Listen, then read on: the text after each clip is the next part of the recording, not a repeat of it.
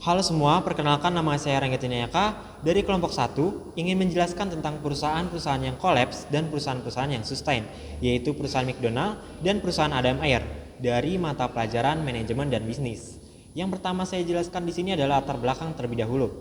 Pada era globalisasi saat ini, perkembangan dunia usaha dan bisnis tumbuh dengan pesat, menyisakan peluang dan juga tantangan. Hal ini diikuti dengan pola hidup manusia yang bergerak dengan cepat. Manusia dituntut untuk bergerak cepat dan proaktif. Hal inilah yang menyebabkan manusia menginginkan suatu barang, bahkan makanan dengan cepat atau instan.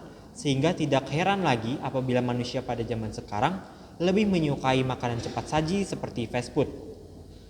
Yang kedua, dengan rumusan masalah. Rumusan masalah ini kita bagi menjadi 3, yaitu yang pertama sejarah singkat McDonald, yang kedua penerapan strategi McDonald, yang ketiga kesimpulan perusahaan McDonald. Selanjutnya akan dijelaskan oleh rekan saya. Terima kasih Rangga. Saya Risa Desetya. Di sini saya akan melanjutkan materi yaitu sejarah singkat McDonald. McDonald Corporation adalah perusahaan makanan cepat saji Amerika yang didirikan pada tahun 1940 sebagai restoran yang dioperasikan oleh Richard dan Maury McDonald di San Bernardino, California, Amerika Serikat. Mereka mengisi ulang bisnis mereka sebagai kios hamburger dan ayam goreng, dan kemudian mengubah perusahaan menjadi waralaba dengan logo Golden Arches. Diperkenalkan pada tahun 1953 di sebuah lokasi yang bernama Phoenix, Arizona. Pada tahun 1955, Ray Kroc sebagai pengusaha bergabung dengan perusahaan sebagai agen waralaba dan mulai membeli rantai dari McDonald bersaudara. McDonald memiliki kantor pusat aslinya di Oak Brook, Illinois, tetapi mereka memindahkan kantor pusatnya ke Chicago pada Juni 2018. Kenapa McDonald sampai sekarang masih terkenal? Pasti mereka mempunyai strategi. Apa rahasia bisnis McDonald? Yaitu sistem franchise menjadi salah satu kunci mengapa McDonald bisa meraup laba serta memperluas jaringan waralaba mereka di semua dunia.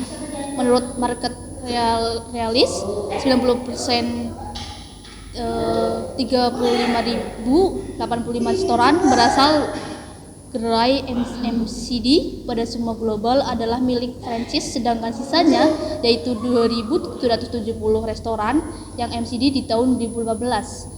McDonald merupakan gerai yang menjual burger sebagai menu utamanya. McDonald berdiri lebih lama sebelumnya, akhirnya banyak kompetitor yang datang untuk bersaing dengannya. Namun masih banyak pelanggan setia McDonald karena harganya relatif lebih murah serta tekstur daging yang sangat juicy. Di samping itu, ancaman dari kemunculan restoran cepat saji lain yang semakin banyak. Di samping itu, McDonald sedang membuat perusahaan drastis untuk menyelamatkan bisnis mereka. Steve Easterbrook juga mengaku sejumlah kesalahan yang menyebabkan kemerosotan saat ini. Terima kasih. Baik, terima kasih Saudara Risa. Saya Deswita Putri Rianti akan menjelaskan tentang pricing strategi yang diterapkan McDonald. Pricing strategi adalah metode yang digunakan perusahaan untuk menentukan harga produk atau layanan mereka. McDonald menerapkan 3 jenis strategi, yaitu penetapan harga bandel, penetapan harga penetrasi, dan penetapan harga psikologis. Yang pertama, strategi penetapan harga bandel. McDonald menawarkan makanan dan bandel produk lainnya untuk harga yang didiskon dibandingkan dengan membeli setiap item secara terpisah. Misalnya, pelanggan dapat membeli Happy Meal atau Extra Value Meal untuk mengoptimalkan biaya dan nilai produk mereka. Kedua, penetapan harga psikologis. Perusahaan menggunakan harga yang tampak jauh lebih terjangkau. Strategi penetapan harga ini membantu mendorong konsumen untuk membeli produk perusahaan berdasarkan persepsi keterjangkauan. Ketiga, penetapan harga penetrasi. Setiap mengeluarkan produk baru, McDonald selalu memberikan harga yang relatif murah agar dapat memasuki pasar dengan mudah. Contohnya, Harga semangkuk nasi dan daging hanya dihargai 15.000 saja. Selanjutnya, saya akan menjelaskan tentang promotional strategi. Promosi penjualan digunakan untuk menarik lebih banyak pelanggan ke restoran perusahaan. McDonald menggunakan strategi promosi iklan, sales promotion, public relation, dan direct marketing. Promosi iklan adalah bagian dari upaya pemasaran yang bertujuan untuk meningkatkan kesadaran konsumen terhadap produk atau layanan melalui iklan. Iklan juga metode komunikasi yang lebih luas, mencakup berbagai media seperti iklan televisi, iklan radio, iklan cetak, iklan daring, papan reklame, dan lainnya. Yang kedua, sales promotion adalah salah satu tipe untuk memperkenalkan produk baru dan menghabiskan produk lama, tentu saja menaikkan angka penjualan. Yang ketiga, public relation adalah bagian dari komunikasi bisnis yang dilakukan oleh suatu perusahaan untuk membangun citra positif ke masyarakat luas. Contohnya, kemarin McDonald kolaborasi dengan salah satu K-pop star yaitu New Jeans. Keempat, direct marketing. Direct marketing adalah pemasaran oleh perusahaan atau organisasi dengan menghubungi langsung calon konsumen. Contohnya adalah pengiriman surat, sebar brosur, atau pesan teks. Berikutnya adalah contoh laporan keuangan McDonald.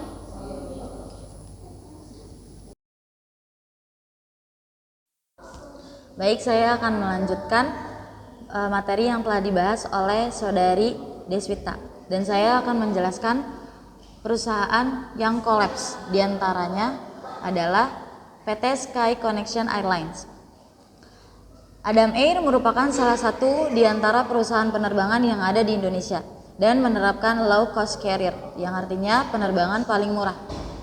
Perusahaan bernama lengkap Sky Connection Airlines didirikan pada tanggal 22 November 2002 yang didirikan oleh Agung Laksana dan Sandra Ang.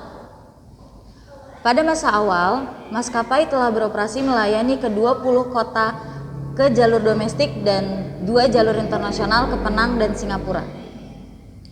Adam Air saat itu hanya menggunakan 2 armada pesawat Boeing 737 sewaan.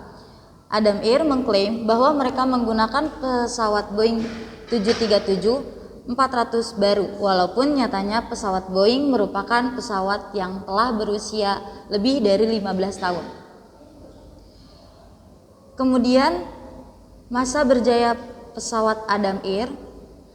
Di dalam masa jayanya, Adam Air memiliki 24 pesawat Boeing 737 yang disewa leasing dari GE Capital Aviation Service dan melayani 30 rute dan 2 rute internasional dengan kemampuan menampung rata-rata 15.000 penumpang per hari dalam 73 penerbangan dan tingkat book rate 90%, yang mana membawa Adam Air memperoleh penghargaan Award of Merit untuk kategori Low Cost Airlines of the Year 2006.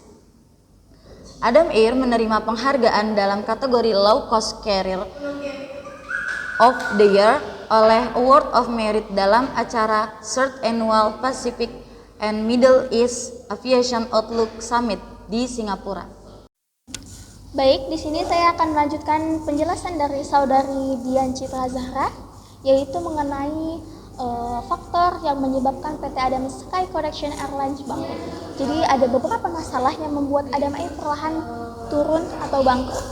Yang pertama adalah Adam Air hanya memiliki potensi rendah keselamatan penerbangan sehingga sering mendapatkan sanksi administratif. Yang kedua, jatuhnya pesawat Adam Air Boeing 737-408 yang menyebabkan 102 orang meninggal dunia. Yang ketiga, adanya kasus korupsi di dalam manajemen perusahaan seperti penjualan tiket tercatat 1,172 triliun, tapi yang masuk dalam rekening perusahaan cuma 1,139 triliun, dan pembelian suku cadang senilai 120,8 miliar tidak bisa dipertanggungjawabkan. Serta Adam Air tahun 2005 tidak ketahuan membayar pajak senilai 15,24 miliar. Penjelasan selanjutnya akan dibahas oleh Devan Nuriandi. Terima kasih.